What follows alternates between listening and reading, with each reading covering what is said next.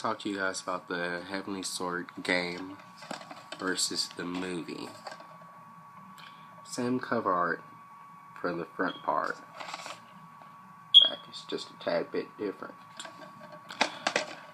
If y'all don't want me to spoil anything for y'all, please leave me a like and come back after you've watched the movie. If you don't plan on buying the game and you haven't played the game, continue. If you plan on buying the game and you don't want me to spoil that for you, please leave a like and come back after you played the game. Come back and watch, that is. Okay, so start off. All the recurring characters had the same people except for King Bohan. He had a different voice actor, and that was Alfred Molina. His original one was Andy Serkis. They tried to get Andy, but he was busy and he couldn't do it. So let's see, start off, we had 3 new characters. One of them wasn't originally all that new. He was kind of still in there, but he was a part of the animation series. The animation series was a 5-part episode. 2 of them were in the game, and 3 were on the PlayStation Network. And he wasn't actually a part of the fighting game. He was just in the animation series that you unlocked as you played the game. He was pretty cool, kind of wizened it up, I guess. Kind of reminds me of Shujinko from Mortal Kombat Deception. He taught Noriko how to fight, so that explains that, because Shin wouldn't even allow her to fight. He wouldn't allow her to mix in with the warrior cast. Then we got Kyo. Kyo, he was pretty much a traitor.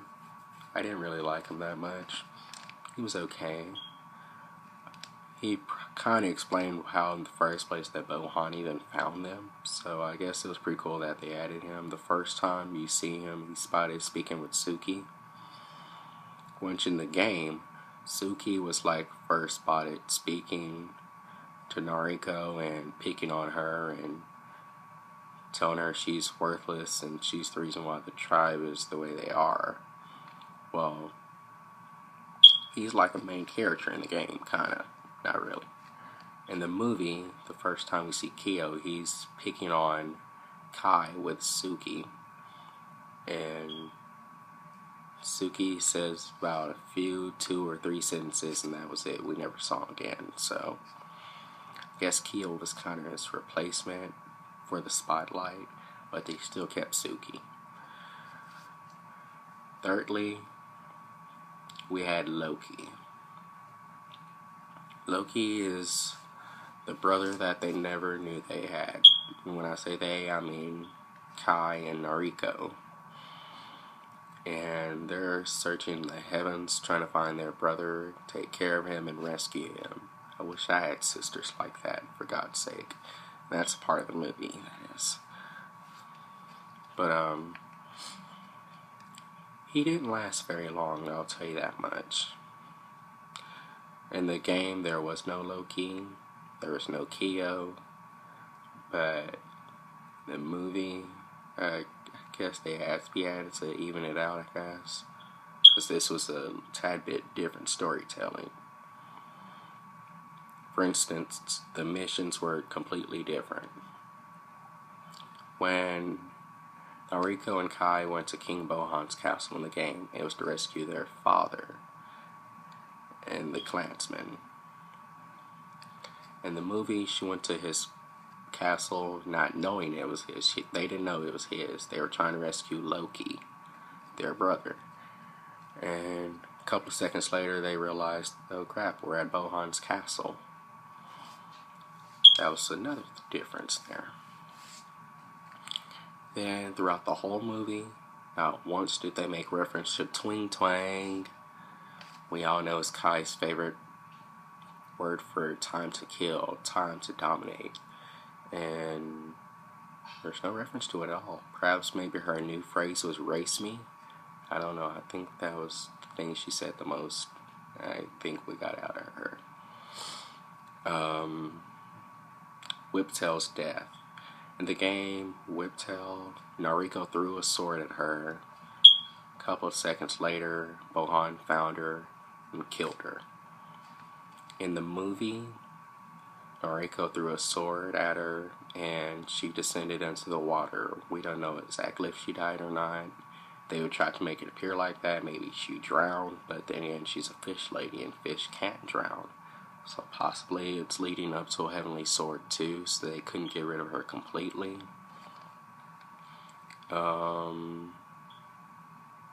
See. Shin's roles kind of switched over. In the game, Shin was kind of strategic, not willingly showing his love, but he still tried to show it just a tad bit. He had a little bit of caring in him. In the movie, Shin was cowardly. He very little showed any sign of love for his children. It was all about what he thought was right, and he showed very little remorse. See, they took out the Peekaboo asshole scene from Kai when Nariko is trying and fighting for her life to save Kai from Flying Fox, and that scene in the game where Kai wakes up and she kills Flying Fox and she says, "Peekaboo, asshole." They took that out. There's no dialogue at all. That was what made that scene in the game so cool. So the movie, I don't know if I can forgive them for that.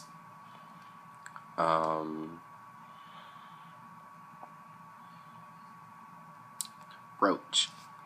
In the ending of the game, Roach is like begging Nariko to let him keep his father, because it ended the same way it did in the game. In the movie, he still got killed after Nariko beat him, and the Raven King's finishing him off. Roach runs out and begs Nariko to let him keep him in the game, let him take him home, the body anyway. And Nariko says sure. She walks off, but in the movie, he's begging at first, and then he's like threatening her that if she doesn't let him go, then he'll fight her good. So that was another thing I kind of really didn't like or get. Lastly, at the end of the movie, Kai is seen after a couple of seconds of the ending credits. Kai is seen holding the sword and hovering over it, looking at it. So again, possibly leading up to a Heavenly Sword 2. There are a few other things that I noticed that switched out or changed a tad bit in the movie from the game, but they are minor. There is no real damage in it. So let me know what you guys think, and if you have anything better you'd like to tell me about it, or anything else you'd like to ask about the game or the movie, because I know that game was quite a bit hard to get if you didn't understand the aftershock. Hey guys, thanks. Leave some likes, comments, or shares.